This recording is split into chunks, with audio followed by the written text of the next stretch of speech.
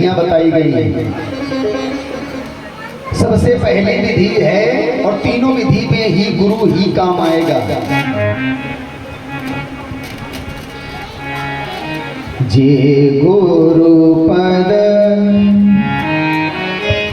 अम्बुज अनुरागी, ये पहली विधि है भगवान को धरती पर देखने की, कि अपने गुरु के चरणों में, उनके गुरु के चरणों में सच्ची निष्ठा रखना और उनके चरणों की पूजा करना। अम्बुज माने कहते हैं, अम्बुज कहते हैं कमल को, तो गुरु रूपी चरण कमलों की वंदना करना, ये भगवान को देखने की पहली सीढ़ी है। इसके बाद क्या बताया? श्री गुरु पद रज मंजुल अंजन, गुरु जी के पैरों में लगी हुई मिट्टी अपने अगर आंखों में लगा दी जाए तो हमारी आंखों का मोतिया बिंदु सही हो सकता है। बातें समझ में नहीं आ रही होगी, हम समझ सकते हैं, लेकिन इसलिए ये बातें बोल रहे हैं क्योंकि यहाँ सुनने वाले विद्वानों का कुछ हमें भाव दिखाई दे रहा है कि कुछ लोग कुछ लेने आए हैं। तो जो लोग लेने आए हैं तो वो ले लें, बाकी तो आनंद उत्सव, झूमना, नाचना, ढोलक मजीरा तो चलता ही रहेगा। तो कुछ ऐसा मिल जाए कि शायद उससे हमारा जीवन बदल जाए। तो भगवान को देखने की दूसरी विधि कौन सी है? कुछ नहीं करना है, ठीक ठीक।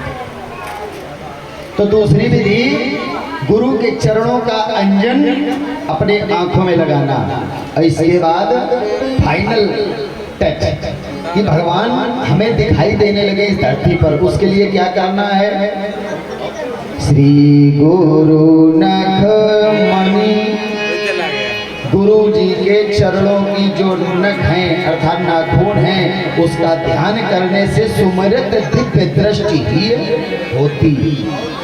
हम लोग सब लोग कहते हैं हमें दिव्य दृष्टि प्रदान हो जाए, आंखें बंद करें, जो देखना चाहें संसार का देख लें, जो सोचना चाहें सोच लें, जो करना कराना चाहें कर लें, एक जगह बैठे बैठे सारा अपडेट कहीं का भी हम कहीं पर देख लें, प्राप्त कर लें। वो कब होगा? जब गुरु के नख की पद की ज्योति का ध्यान हम अपने हृदय में बैठ करके करेंगे तो हमें दिव्य दृष्टि प्राप्त हो जाएगी। धीरेन्द्र शास्त्री क्या कर रहे हैं? आप भी बन सकते हो, एक दो नहीं बन सकते हैं, सब बन सकते हैं, क्योंकि इस संसार में हम सभी कितने अंश से हैं? एक अंश से। और राम जी आए थे 12 अंशों से, कृष्ण भगवान आए 16 कलाओं से, और भोले बाबा कलातीत कल्याण कल्पांतकारी, अतीत कलाएं भोलेनाथ की है जिसकी कोई गणना ही नहीं की जा सकती। और हम लोग भी एक कला से हैं, वो सिंधु है और हम बिंदु है छोटी सी, वो बहुत बड़ा है और हम बहुत छोटे हैं, लेकिन प्योरिटी एक है। जैसा वो है वैसे ही हम हैं। बोलिए गोविंद भगवान की, सीताराम जी सरकार की।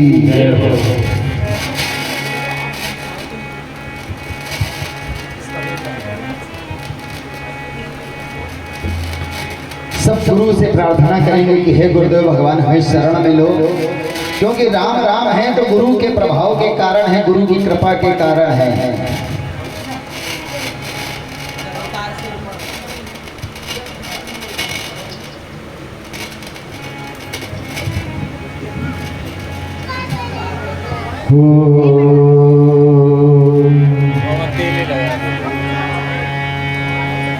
गुरुर्ब्रह्मा गुरुर्विष्णु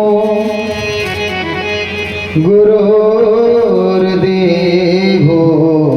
महेश्वर, गुरुर्साक्षात् परब्रह्म, तस्मै श्री गुरुवे नमः। जो भी भक्त यहाँ बैठे हैं भगवान गुरुदेव से प्रार्थना करेंगे। हरि गुरुदेव दया करके मुझको अपना लिया,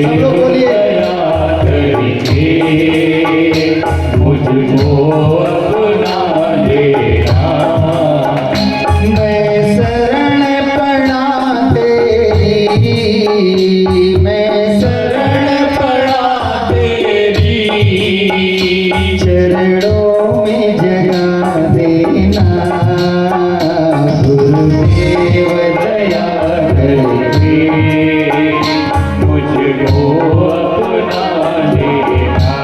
बोले श्री गुरुदेव भगवान की जय हो।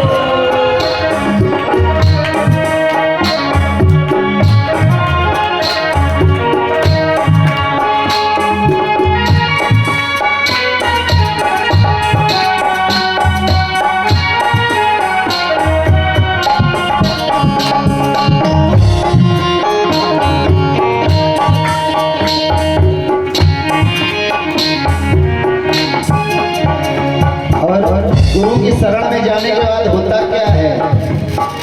तुम सुख के सागर हो, निर्बल के सहारे हो। तुम सुख के सागर हो, निर्बल के सहारे हो। तुम सुख